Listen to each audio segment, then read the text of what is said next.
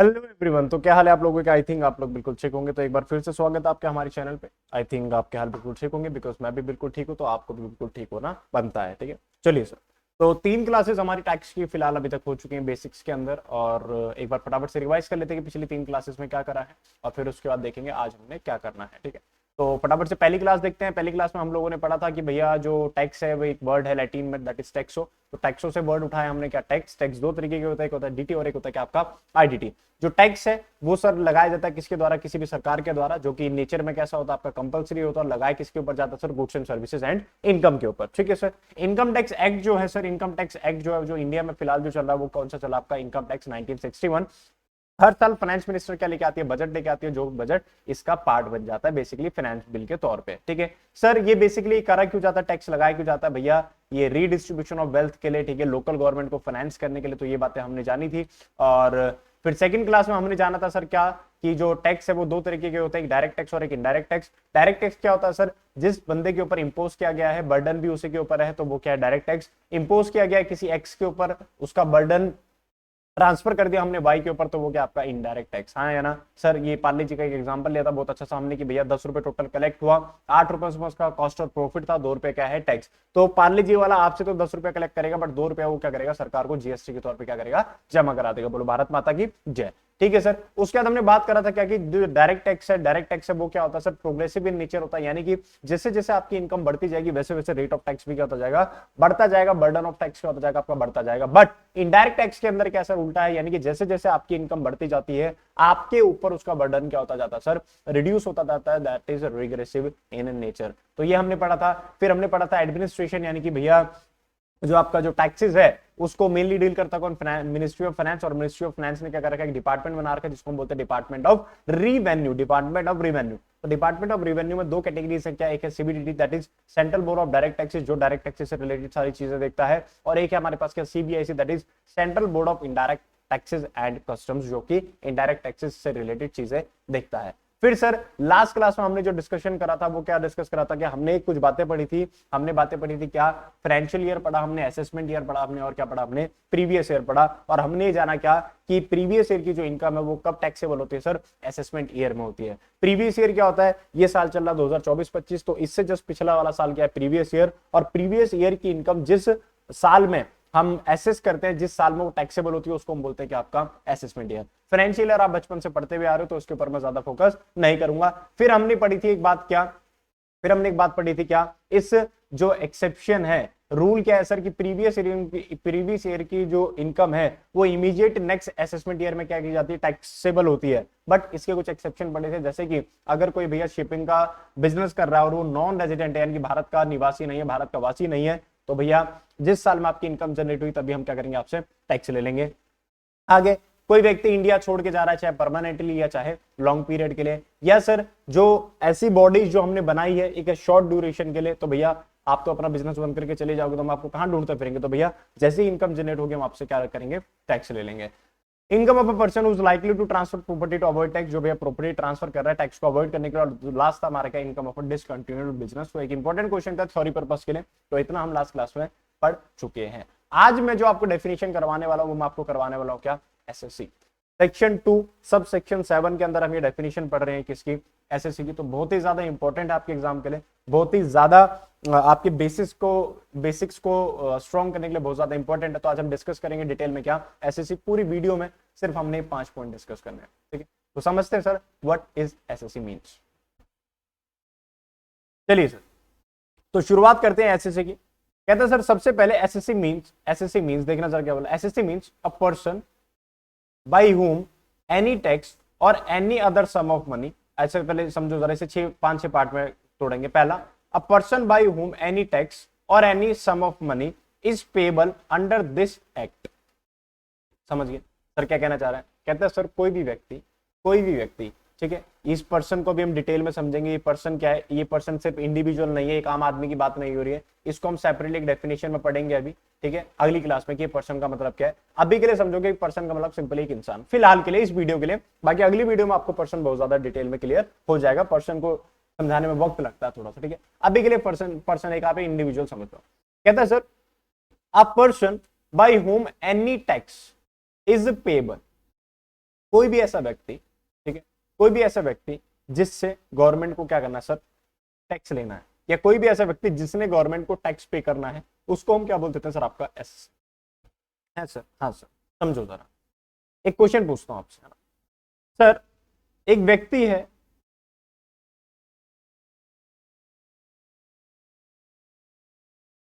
Sir आज हम definition जो कर रहे हैं वो हम किसकी कर रहे हैं, एसएससी की, तो लिखते हुए चलेंगे थोड़ा साथ में हम लोग।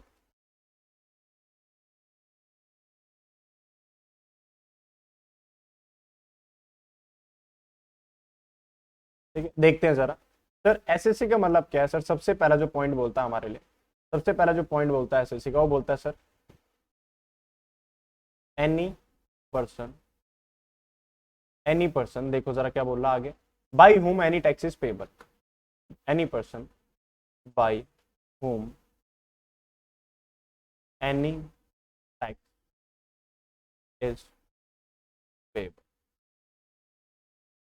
कोई भी ऐसा व्यक्ति जिसके द्वारा कोई भी टैक्स पे किया जाना है, उसको हम क्या बोल देते हैं सर, आपका एसएससी। फॉर एग्जांपल समझना जरा, दो एग्जांपल दे रहा हूं। एक व्यक्ति है, उसकी इनकम है 2,40,000 रुपये। एक व्यक्ति है, उसकी इनकम है फॉर एग्जांपल 5,50,000।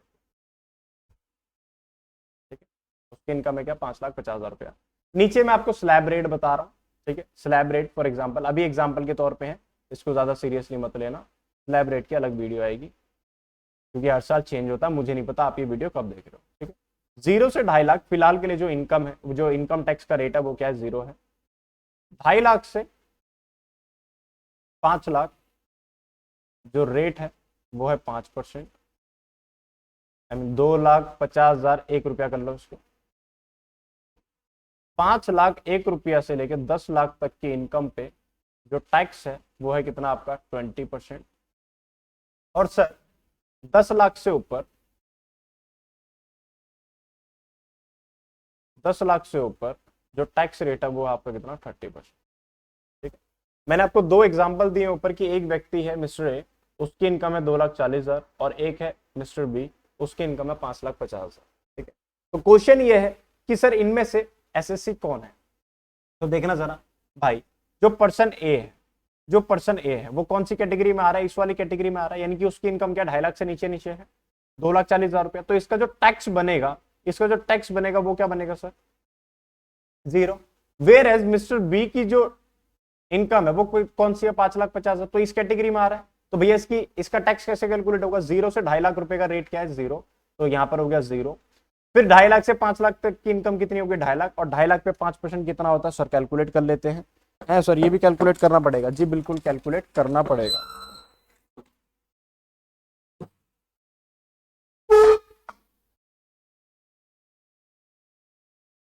एक मिनट दीजिएगा just.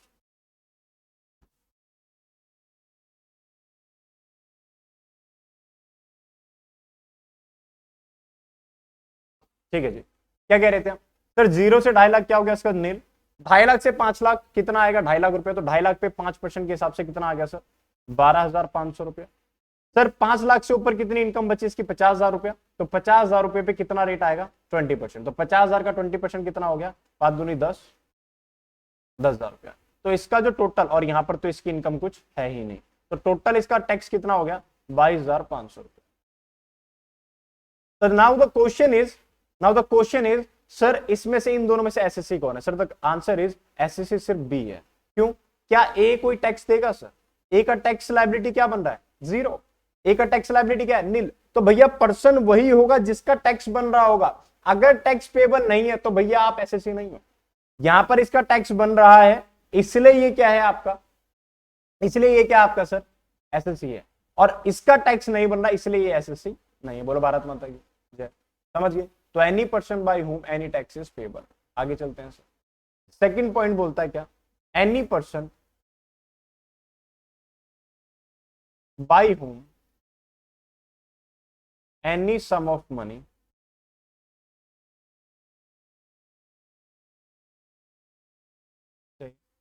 Interest penalty is payable.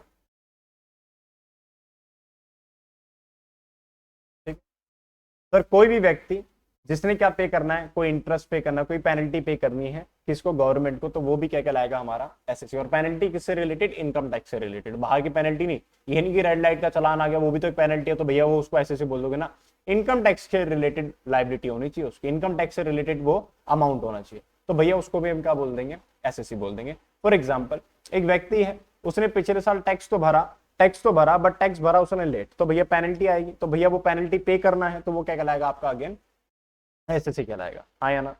ठीक है बच्चों, चलिए सर बिल्कुल ठीक है, आगे चलते हैं। नेक्स्ट पॉइंट क्या बोलता है, नेक्स्ट कह रहा है sir, every person in respect of whom any proceeding under this act have been taken for the assessment of his income or loss or the amount or refund due to him. क्या कह रहा है, any person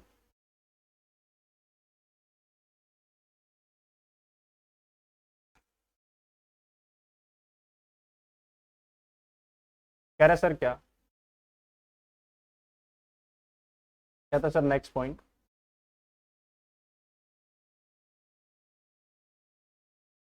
every person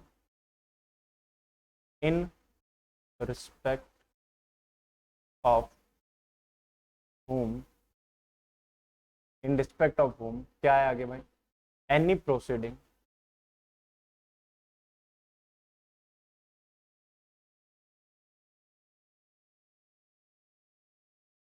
under this act has been taken. Under this act का मतलब क्या sir, income tax act 1961, ठीक है, तो उसको भी हम क्या बोल देंगे भैया आपका, उसको भी हम क्या बोल देंगे आपका, क्या बोल देंगे, एसएससी बोल देंगे। सर कहने का मतलब क्या है, every person respect of whom any proceeding, समझो जरा सर। एक छोटा सा एग्जांपल लेते हैं, एग्जांपल मिस्टर एक्स, यहीं पर कर लेते हैं एग्जांपल भी, मिस्टर एक्स ने 2021-22 में बहुत पैसा कमाया, बहुत पैसा कमाया, ठीक है, 1 करोड़ रुपया कमाया फॉर एग्जाम्पल, या जो भी कमाया वट एवर, एग्जाम्पल के तौर पे कुछ भी ले लो, इन्होंने पैसा कमाया अच्छा खासा, अच्छी खासी इनकम थी, तो भैया 2021-22 की जो इनकम है वो टैक्सेबल होनी थी कब, 22-23 में, यानी कि 22-23 में इनकी क्या होनी थी, रिटर्न फाइल होनी थी, ठीक है, बट इन्होंने फाइल नहीं करी और बिना फाइल करे गायब, समझ गए, यहां से इंडिया से क्या हो गए, गायब हो गए, किसी और देश चले गए, तो भैया केस चलेगा। तो भैया जो मिस्टर एक्स है, इस साल इसकी इनकम कुछ नहीं है इंडिया में, इस साल इसकी इनकम कुछ नहीं है, बट फिर भी ये क्या कहलाएगा आपका एसएससी, क्यों, क्योंकि इसके रिस्पेक्ट में क्या चला रखा हमने, प्रोसीडिंग चला रखी, इसके रिस्पेक्ट में क्या चला रखा हमने सर, केस चला रखा है, हाँ या ना, मतलब समझ आता है क्या, जी सर समझ आता है। आगे चलते हैं सर, नेक्स्ट बोलता है क्या, एवरी पर्सन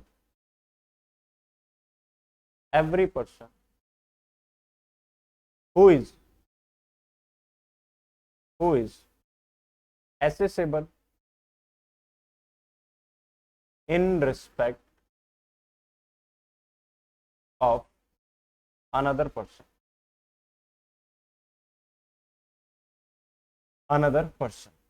सर कोई भी ऐसा व्यक्ति, या मैं 2 पॉइंट एक साथ कवर कर रहा हूं, एक और पॉइंट है क्या, every person who is deemed to be an assessee. समझना जरा, ये दोनों पॉइंट साथ में समझेंगे। मिस्टर एक्स है, इनका एक बेटा है वाई, इसकी उम्र है 16 साल,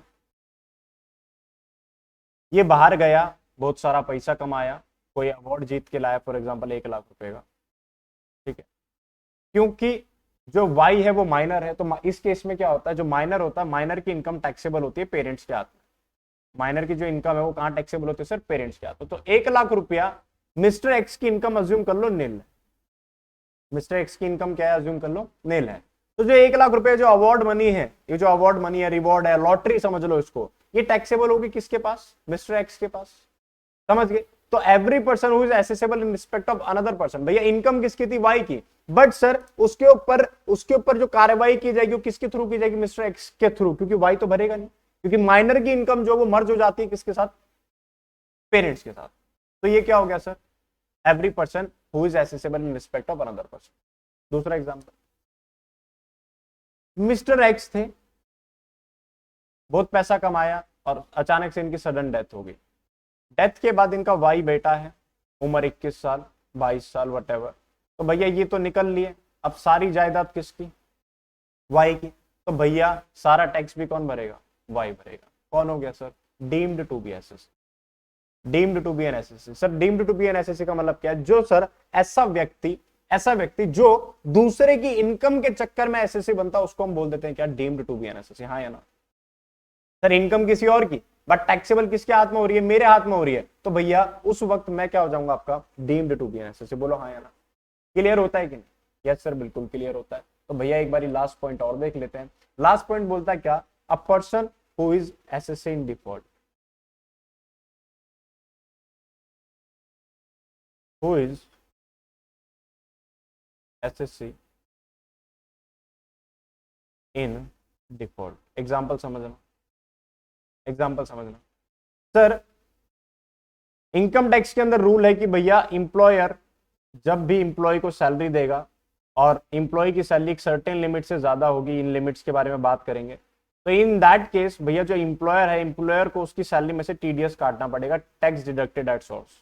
ठीक है, फॉर एग्जाम्पल इंप्लॉय है, उसकी 5 लाख रुपए सैलरी है, टीडीएस काटना था। टीडीएस मतलब क्या है समझते हो, आपकी भैया देखो समझो जरा, टीडीएस है, थोड़ा सा समझा देता हूँ, बाकी इसके लिए सेपरेट चैप्टर आएगा। देखो क्या होता था पहले, मैं इंप्लॉयर, मेरे अंदर कोई इंप्लॉय, मैंने उसको सैलरी बांटी, उसने सैलरी कमाया, बहुत पैसा कमाया, चला गया, बट इनकम टैक्स रिटर्न नहीं भरी।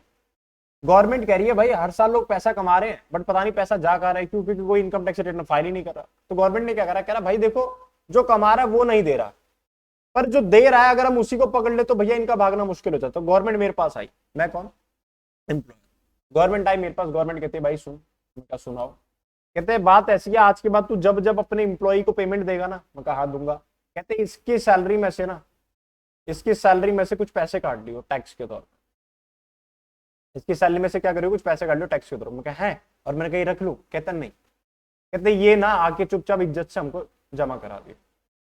ठीक है कोई बात नहीं, जैसा आपको। तो अब क्या होता है, इंप्लॉयर क्या करता है, इंप्लॉय की सैलरी में से कुछ पैसे काट लेता है, और पैसे काट के किसको देता है, गवर्नमेंट को। तो भैया अब इंप्लॉय को, क्योंकि उसको पैसा चाहिए, हो सकता है ज्यादा कटा हुआ हो सकता है कम कटा हुआ हो, तो एक पैसा रिफंड लेने के लिए इंप्लॉय क्या करता है, अपनी आईटीआर भरता है, अपनी इनकम को अब शो करता है, समझ गए। तो भैया ये टीडीएस काटने का एक सिलसिला है। अब समझो जरा, इंप्लॉयर ने, सॉरी गवर्नमेंट ने इंप्लॉयर को बोला कि टीडीएस काटो, बट एक इंप्लॉयर था उसने टीडीएस नहीं काटा, टीडीएस काटना था, जमा कराना था, इसने टीडीएस काटा नहीं, या काटा बट गवर्नमेंट को जमा नहीं कराया, तो भैया कौन कहलाएगा, एसएससी इन डिफॉल्ट। डिफॉल्ट कर दिया कि नहीं, जो काम इसने करना था उसमें इसने गड़बड़ी कर दी कि नहीं, डिफॉल्ट कर दिया कि नहीं, तो भैया ये कहलाएगा आपके का person who is assessee in default. बोलो समझ आता है क्या, जी सर बिल्कुल समझ आता है। तो अभी तक हमने जो पढ़ा, हमने क्या पढ़ा सर, एसएससी की डेफिनेशन के अंदर हमने क्या पढ़ा कि भैया कोई भी व्यक्ति जिसने कोई भी टैक्स पे करना है इनकम टैक्स एक्ट 1961 के अंदर, वो एसएससी है। कोई भी व्यक्ति जिसने कोई भी पेनल्टी इंटरेस्ट पे करना है वो एसएससी है। उसके बाद सर कोई भी व्यक्ति जिसके अगेंस्ट कोई प्रोसीडिंग चल रही है वो भी क्या एसएससी है। कोई भी व्यक्ति जो दूसरे की इनकम के लिए एक्सेसिबल है वो क्या है सर, वो भी एसएससी है। कोई भी व्यक्ति उस deemed to be an assessee वो क्या आपका एसएससी है। और कोई अगर एसएससी इन डिफॉल्ट है तो वो भी क्या आपका एसएससी। बोलो भारत माता की जय।